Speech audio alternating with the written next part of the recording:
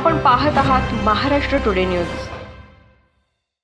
पालम तालुक्यातील उक्कडगाव येथील अपंग भूधारक धनंजय मुरलीधर शिंदे यांची 19 गुंठे जमीन तलाव क्षेत्रात संपादित केली, परंतु त्याचा शासनाकडून मिळणारा मुआवजा मिळण्यास विलंब होत असल्याने उपोषणकर्ता धनंजय शिंदे यांनी वारंवार जिल्हा प्रशासनास, तहसील प्रशासनास जमिनीच्या मुआवजाची मागणी केली, परंतु अद्याप त्याला मुआवजा न मिळाल्याने मागील 15 दिवसांपासून तो जिल्हाधिकारी कार्यालयासमोर आमरण उपोषण करत आहे।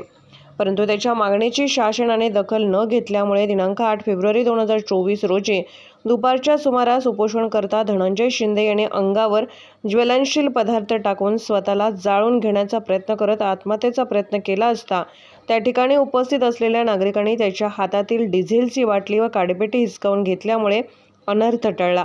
महाराष्ट्र टुडे मराठीसाठी ब्युरो रिपोर्ट मेहबूब शेख, परभणी।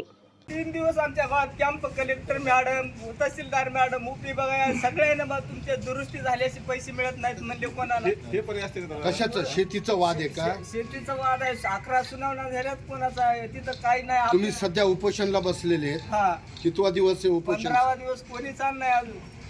तुम्ही कळवलं का कलेक्टर ऑफिसला? कलेक्टर ऑफिस मध्ये कळून तुम्ही उपोषणला बसले होते का? हो सर, आज हे बी दिलेलं आहे मी, काय मी करणार आहे म्हणून दिलंय, म्हणजे 2 दिवसात नाही दखल घेतली म्हणून हे देखील दिलेलं आहे मी सगळं।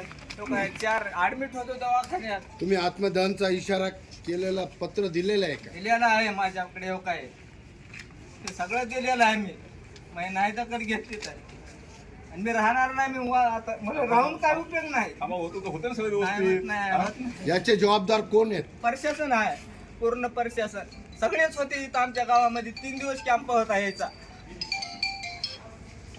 कलेक्टर मॅडम होत्या, सगळेच होते। कुठले आहेत आपण?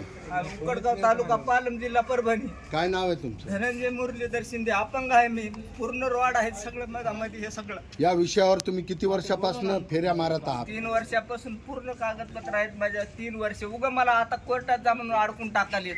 अपील केलेला असून